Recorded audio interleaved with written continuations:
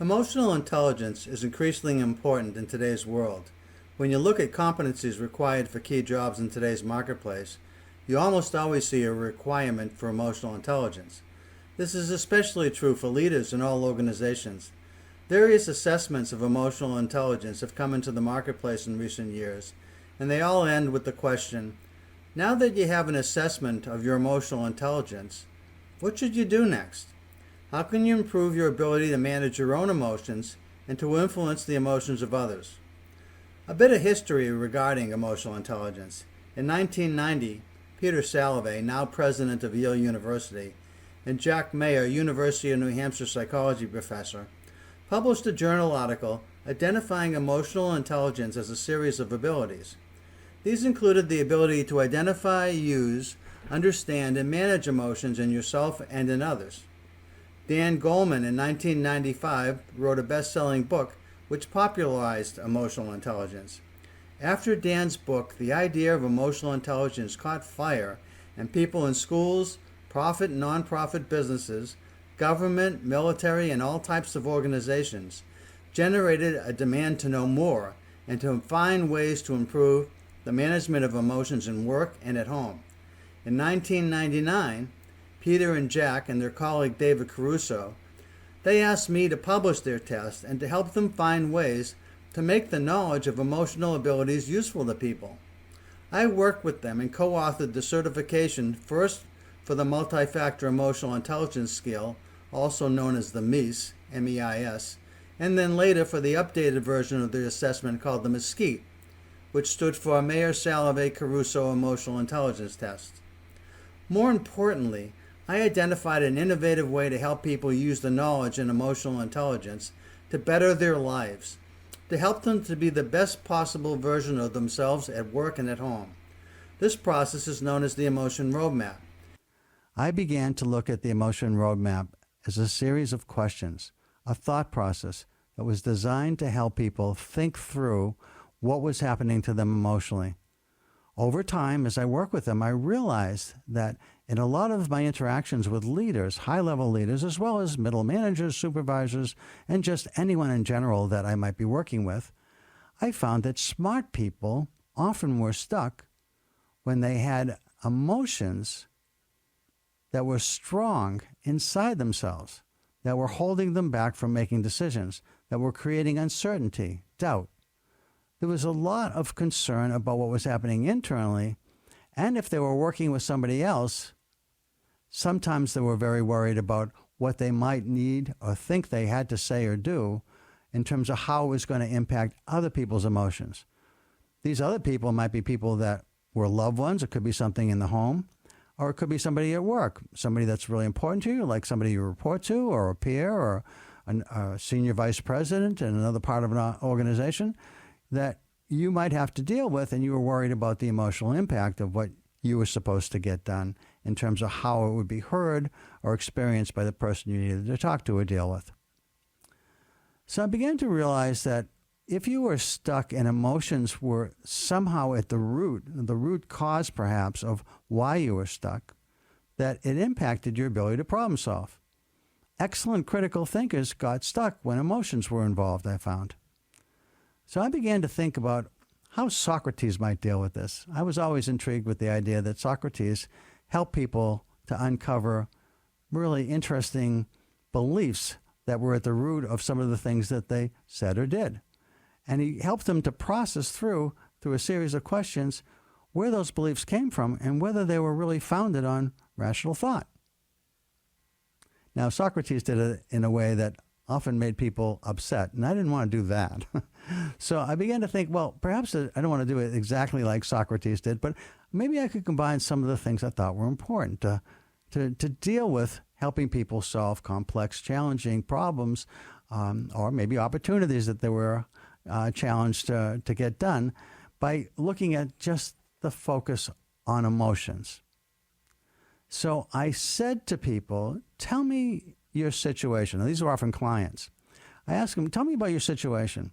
And then let me ask you, how are you feeling about the situation right now? Is there anybody else involved, or is this something internal just to you?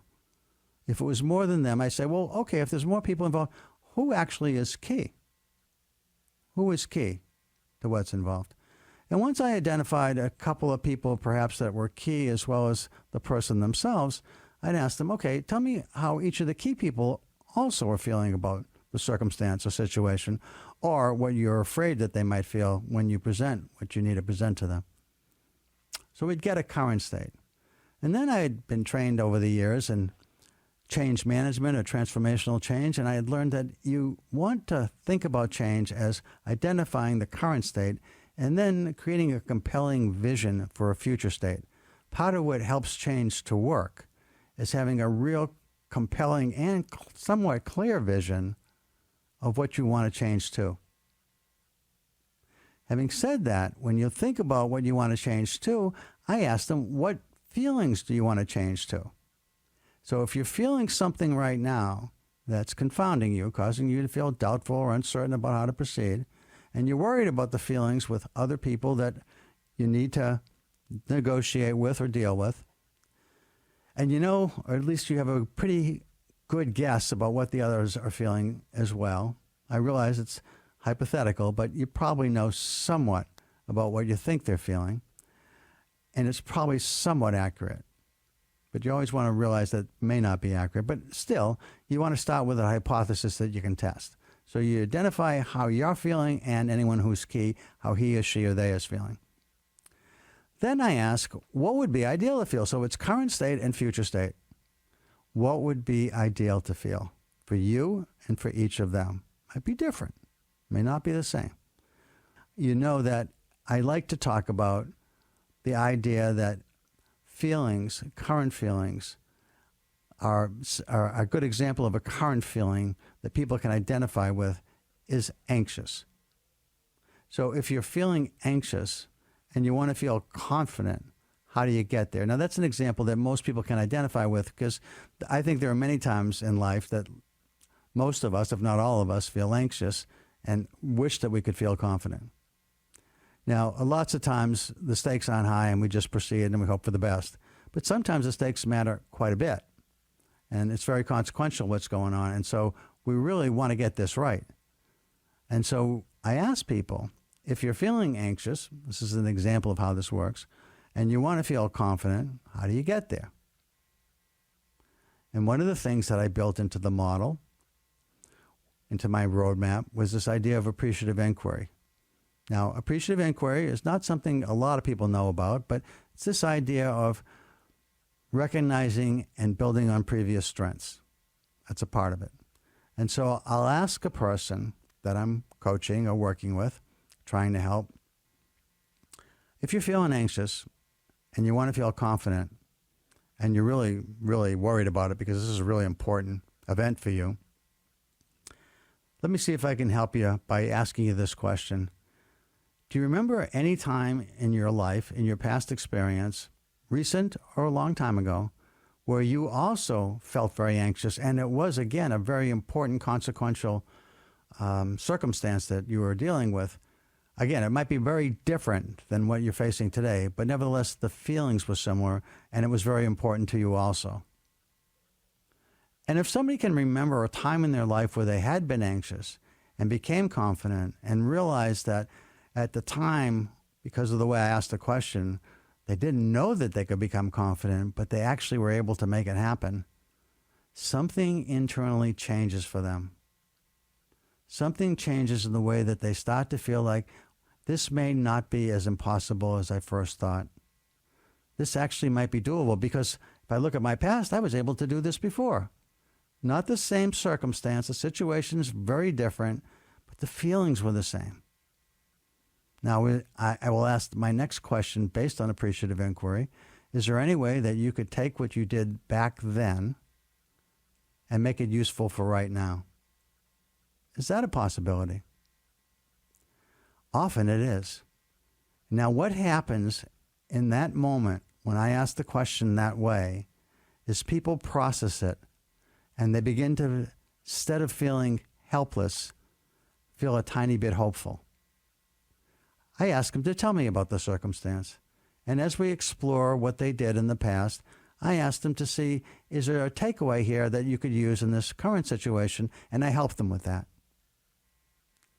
But what's unique about the circumstances, instead of me as an expert telling them how to deal with anxiety and turn it into confidence because of all the things I've learned about how you do that, and I have lots of expert ways to tell people to do that, instead I'm working with them on building a plan based on their experience. In other words, it's their plan I'm helping them with. It's not my plan that I'm trying to get them to do. So that's where appreciative inquiry is part of the model. So for an example, if you might be feeling something that's not helpful right now, what is it that you and key others might be feeling? What is ideal for you and those others to feel? How can you change to the ideal feelings? For example, consider, have you ever been anxious and became confident? Whatever worked then might help now or in the future. And then in understanding, I think one of the key things in understanding that is a built-in factor as well is what is it you're feeling and why are you feeling that way is about root cause and problem solving. So that's where the problem solving model kicks in. I sometimes refer to the emotion roadmap as emotion-based problem solving because you use the problem solving methodology, which basically says, what's the root cause and how do I work with that root cause to change it? It often takes very different turns depending on what we're talking about. But if you look at a methodology for problem solving, basically you can just follow it and think about emotions that you want to change as a problem to be solved. And that's where I help people with that part. So we go from, if you want to turn from being anxious for yourself to feeling confident, and you understand the reason for your anxiety, it's perhaps because you're unprepared or you haven't you don't know enough about the person you're going to be talking to if it involves somebody else and how they might react, or you've heard some things that concern you about the other person. So you start thinking and planning to, how do I learn more about the other person? How do I learn what they might like about what I'm going to say and what they might be challenged by? What's the best way I can involve them and tell them about it? Can I reach out to other people that might also be able to influence them before I ever have the conversation? For myself, are there some ways for me to prepare more? Is there a way for me to do some things that I haven't already done that make me feel less anxious, that are going to make me feel more confident? And we start to explore all kinds of options. And then in the management piece, I basically just simply ask people, of the strategies we come up with together, of those strategies, which one, if any, are you actually able to do? Do you really think you have the competency to do? And let's say there's more than one. There may be several. Okay, so you've got a couple or three strategies or only one that actually feels like you're really able to do it. So once you have a strategy that you feel like you are able to do, the second question is, are you willing? And now that might sound like a strange question because of course you're willing because you have a problem to solve and now you just figured out there's something you can do to solve it, right? Not always. It's really curious, but sometimes there are certain things that we are just unwilling to do, even if it solves a challenging problem for us. Once I recognize that, I might see if there's some ways to get you to be more willing, but it's not a good use of our time usually. Instead, I'll try and say, okay, is there another one that you actually are willing to do and you're also able to do? And if we've got one that actually you can answer, yes, I'm willing, and yes, I'm able, we have an emotion-based plan. And you are feeling hopeful, and you're really feeling thankful, and that's how the emotion roadmap works.